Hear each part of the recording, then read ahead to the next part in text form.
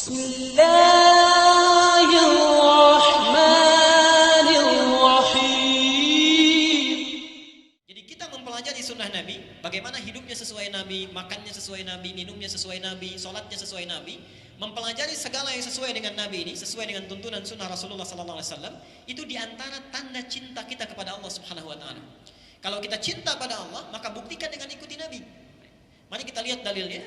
Surah Ali Imran, surah yang ketiga, ayat ke-31.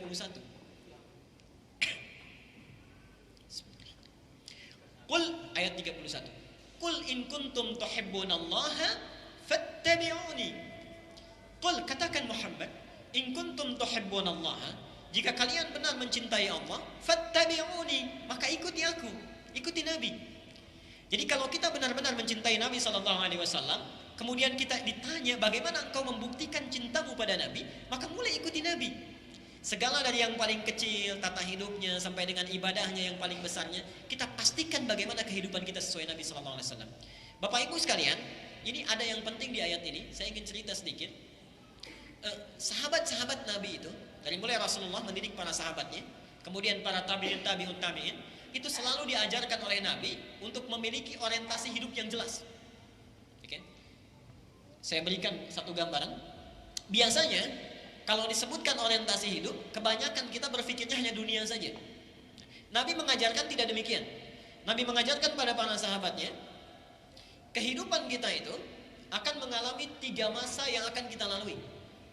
Satu, kehidupan dunia yang sekarang kita sedang lalui. Yang kedua kemana?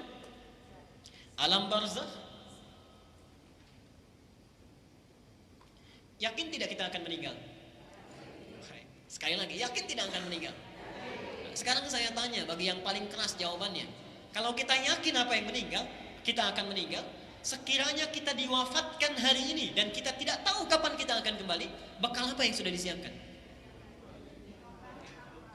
Baik. Dan kita yakin kita akan meninggal. Boleh jadi di antara kita akan kembali mungkin di hari ini, kembali pada Allah Subhanahu Wa Taala. Karena itulah orientasi hidup yang kedua, siapkan untuk persiapan alam barzakh kita. Mungkin hari ini kita kembali. Yang ketiga ada alam akhirat. Quran memberikan petunjuk, setiap orang Islam itu, kata Al-Quran, itu harus punya rencana, punya orientasi hidup, kebahagiaan di 3 tempat ini. Lihat dalilnya, surat Maryam, surat 19 ayat ke-15. Itu kisah Nabi Yahya. Wassalamun alaihi yauma wulida. Saat dilahirkan di dunia, itu harus salam, harus bahagia. Ya, jangan sampai ada di antara kita sudah hidup di dunia, punya aktivitas, tapi hidupnya selalu menderita, galau, sedih terus, kan? Selalu dirundung masalah. Tidak, Anda harus punya hidup. Ketika dipercaya oleh Allah hidup di dunia, buat rencana hidup supaya bahagia di dunia itu. Yang kedua, surat 19 ayat 15. Wa yauma yamutu, harus bahagia juga saat meninggal. Hati-hati ya. Ada orang yang disebutkan di Al-Quran, saat di dunianya itu kaya, bahagia. Innahu kana fi ahli masrura, adalah dia saat di dunianya itu gembira luar biasa, senang, hartanya melimpah, kehidupannya bagus. Tapi di alam barzakh menderita. Sekali lagi, tapi di alam barzakh menderita. Tapi ada orang yang di dunia dia bahagia, di alam barzakh pun dia senang. Saya tanya pada Bapak, ini pilih mana Pak ya? Hidup senang di dunia, menderita di alam barzakh, atau hidup menderita di dunia, senang di alam barzakh? Jadi mana ya? Kalau ingin senang dua-duanya, dari sekarang bikin rencana. Buat rencana, nanti di alam barzakh akan ditanya. Ini loh pertanyaannya, man rabbuka, man imamuka, ma kitabuka. Gak usah ditulis Pak, gak usah dihafalin sekarang. Otomatis itu. Ya. Kita siapkan amalnya, sampai di kuburan itu otomatis sudah dapat. Apa kenikmatannya? Ali Imran 169 sampai 172. Ada orang-orang yang hidup di alam barzakh itu luar biasa Pak Ibu sekalian. Sampai-sampai kata Allah, wala tahsabanna alladziina qutilu fi sabilillahi amwatan.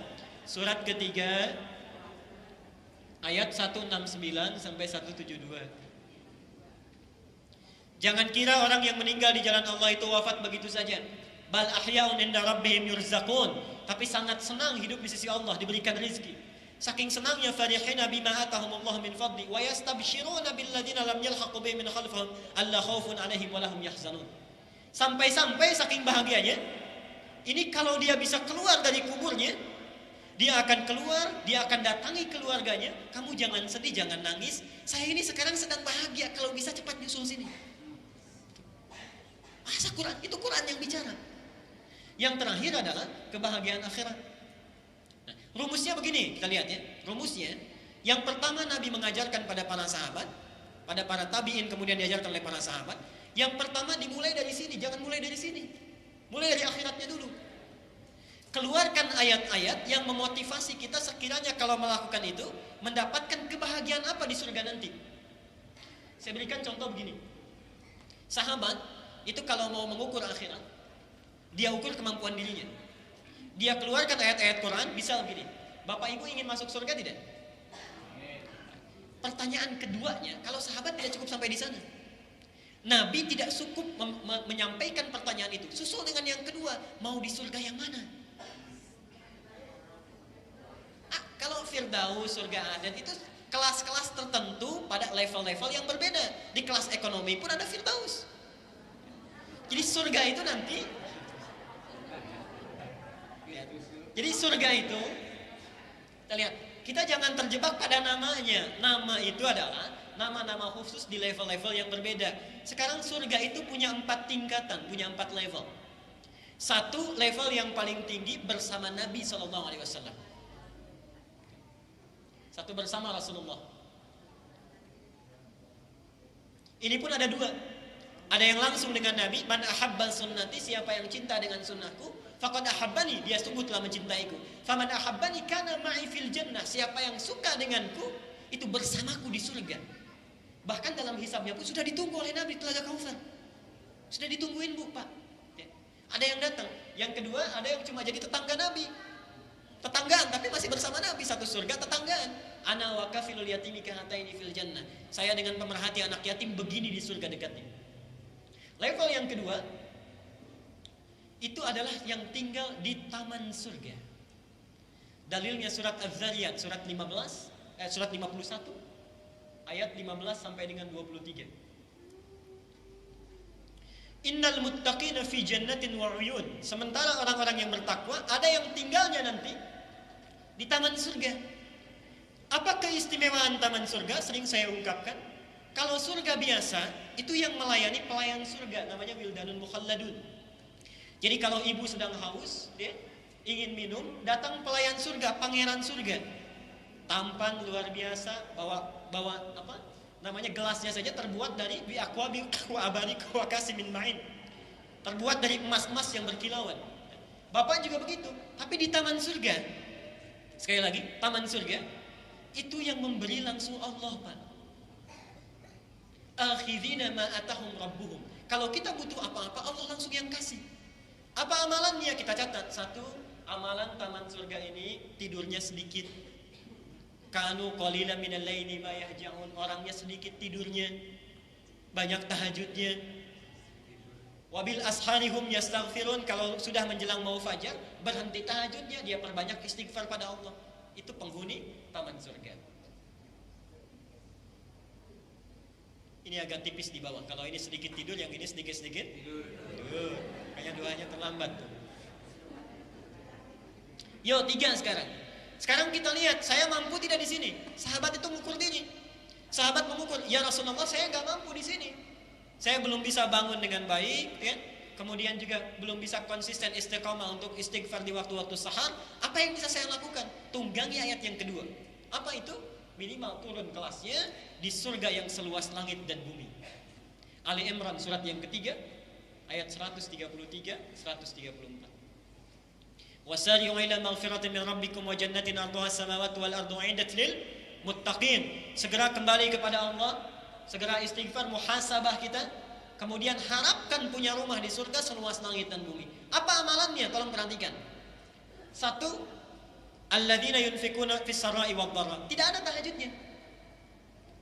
Tidak ada misalnya istighfar di waktu menjelang fajarnya. Amalan pertama yang dilakukan adalah banyak-banyak berbuat baik, berbagi. Yang kedua, wal kadhimina al-ghaidha, menahan amarah. Yang ketiga, wal 'afina 'anil nas, pandai memaafkan orang lain bila salah. Nah, yang ingin saya sampaikan, sekiranya Bapak Ibu belum sanggup pada yang pertama, tunggangi ayat yang kedua. Harus jelas orientasi hidupnya. Jadi mulai hari ini misalnya, maaf, aduh saya belum sanggup tahajud nih. Saya belum bisa bangun malam. Pilih kelas surga yang kedua. Minimal kalau saya tidak bisa tahajud, saya bisa memaafkan orang lain. Saya bisa menahan amarah. Masya Allah, ada seorang pemuda. Saya lihat ada beberapa pemuda. Jadi ceritanya sedang taklim, Nabi sedang mengajar. Ada pemuda mau datang, kata Nabi, akan datang seorang penghuni surga. Hari kedua pertanyaannya sama juga pernyataannya, akan datang seorang penghuni surga.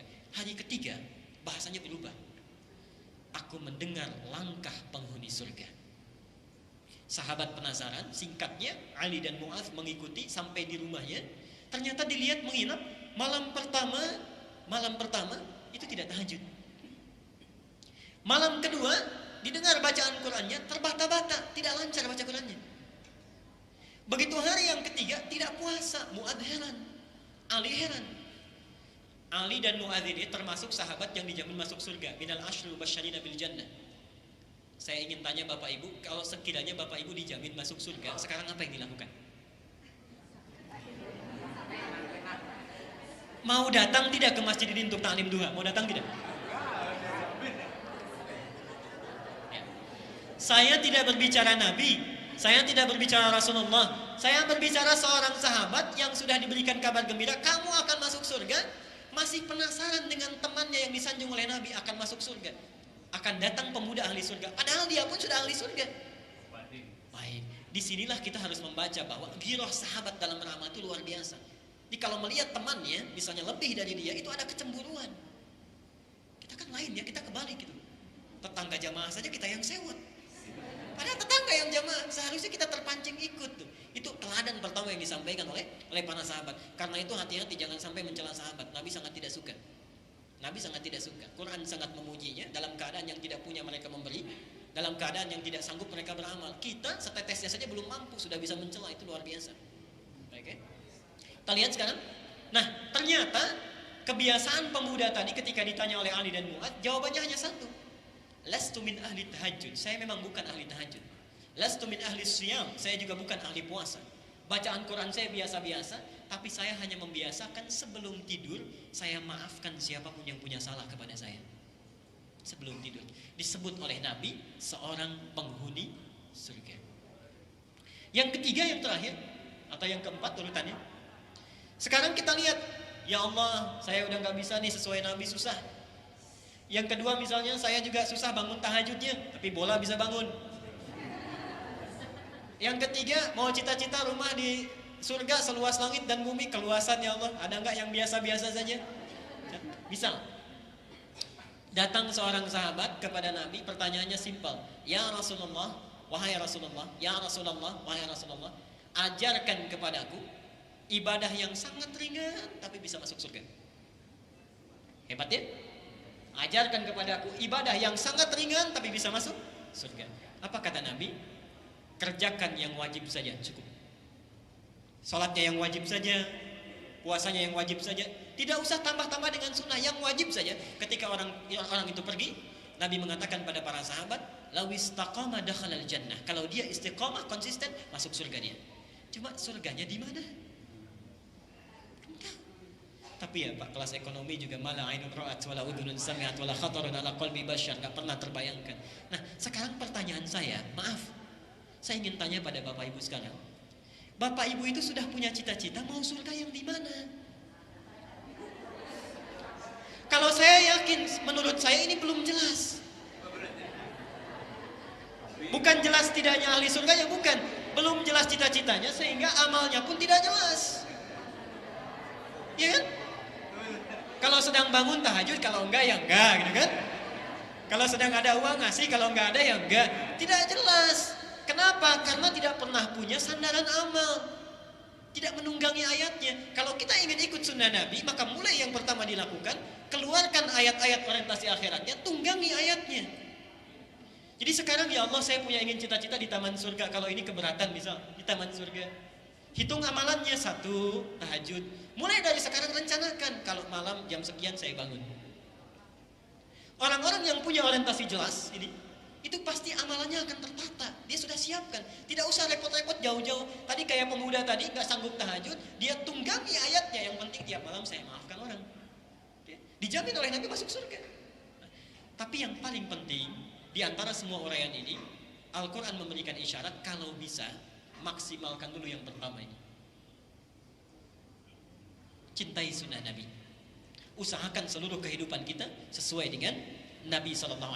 Minimal kalau ini sudah diusahakan karena cintanya saja, sekalipun tidak sanggup di sini, level yang kedua yang bisa kita dapatkan. Jelas saya kira ya?